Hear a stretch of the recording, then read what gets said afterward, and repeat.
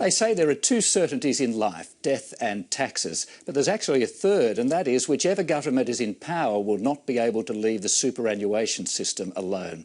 Despite the pleas of the super industry, the Abbott government has foreshadowed some controversial changes ahead. Well, the man who was Minister for Superannuation in the former Labor government and who now works for accounting firm Ernst & Young is Nick Sherry, and Nick Sherry joins me in the studio now. Welcome to the program. Evening, Andrew. Evening to your viewers.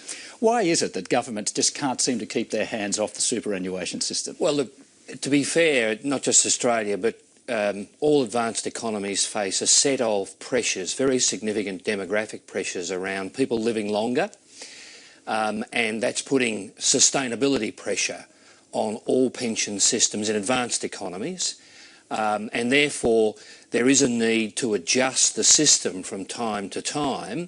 For example, the access age for super in Australia is currently 60, when the pension age, retirement age for most people, is currently 65 going to 67. The other feature of Australia, and I'd say that most of the features of Australia are well admired and very strong, but one of the difficulties of the Australian system is it's one of the most complex systems in the world operationally.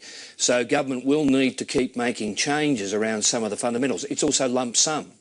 And in a means-tested pension system, there will need to be change around that parameter at some point in time. It sounds like from that answer that you're advocating that the access age for superannuation be raised to 67. Well, I think that's inevitable. I mean, it's inevitable. How can you have people waiting to 65 going to 67 for the age pension when they can access their superannuation at 60? And we've got a means-tested pension system. You have to have a consistent or a much closer age than we've currently got. Lump sum.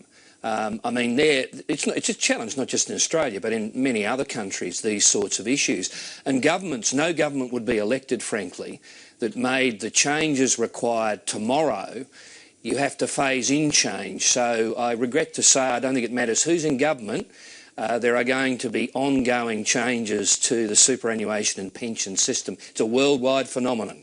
But I imagine as a former minister in the Labor government, you would be disappointed in some of the changes that the Abbott government has foreshadowed, such as the watering down of the future of financial advice reforms, which stemmed from some of the rorts which were exposed involving financial planners around the global financial crisis. Look, I think one of the great challenges, and look, I think, unfortunately, you need significant regulation and supervision in a system that is now so large, over $1.7 trillion. And the temptation by a minority is to put their interests as advisors before that of their clients. And in our system, which has so many complex investment options and choices, most individuals who make those decisions are being advised to make them. So you do need quite tough supervision of people who give the advice to ensure it's in the best interests of the client. And do you think the current government is planning to water that down? Well, I don't like some of the changes. I mean, it's early days. I don't like some. For example, we've moved to an opt-in system. If you want to pay for advice, you as an individual make a decision to opt in. Government's proposing to reverse that to opt out. We know from inertia in a mandatory system, many people won't do anything, so they're effectively hooked on a fee for 10, 20 years. That's fundamentally anti-competitive in my view. What does it say about an industry, though, that is fighting so hard to keep conflicted payments? And even in the world you work in now, in chartered accountants who are financial planners rolled their own standard-setting body on this, which wanted to get rid of them altogether. Well, look, I think the reality is, in any system, including Australia, you have a set of legacy issues. We had commissions, fees that predate a mandatory system. And the reality is you don't get all the design features right. It's not just a problem and a challenge in Australia, it's a challenge in many other countries. But you do need to look long and hard at these practices when you move to a mandatory system, because the system becomes so large, it encompasses everyone, whether they have no choice, they're in the system. You therefore have to have effective regulation and supervision of individuals who are tempted sometimes to put their interests before the individual superannuation member. Just very briefly, because we're almost out of time, you've been working in the global superannuation sphere of late for Ernst & Young. How does our system stack up with what's going on overseas? The great strengths are it's compulsory. and that goes back over 20 years, thanks to Paul Keating.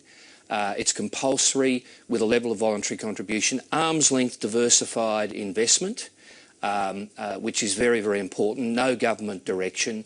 We encompass almost all employees in the system. They're great strengths. The great weakness I've already touched on, which adds to complexity and cost, is the complexity of the Australian system now. There are so many decisions. Tax is an added complexity.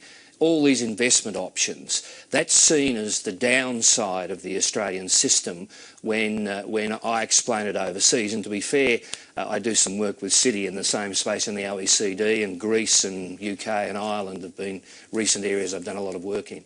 So is our system, would you say, better than the systems you see overseas, or how would you rate it very briefly? There's no perfect system. We've got some great strengths, but we do have some weaknesses. The Cooper reviews worked on some of those weaknesses. Multiple accounts, millions of lost accounts, never going to be claimed. That's a fundamental weakness that's now being removed from the system. So there's still work to do in those sort of areas. You've got to be ever vigilant, given the size of the assets now is over 1.7 trillion. I worry about the extent of knowledge of trustees in the self-managed super fund area. I mean, do they know what their legal responsibilities are? Which is an area the current government wants to tackle. Well, I hope so, because it's not prudentially, or it's not supervised, it's not regulated.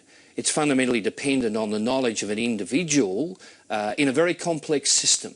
And that sometimes can lead to significant challenges. There's no protection against theft and fraud as well. I don't think many of the 500,000 SMSF trustees know that, for example. So, I'm sorry to cut you off. We are out of time. Look, we'll be talking about this for a long time to come. I'm sure of that. Thank you very much for your time. Good night. Nick Cherry, thank you.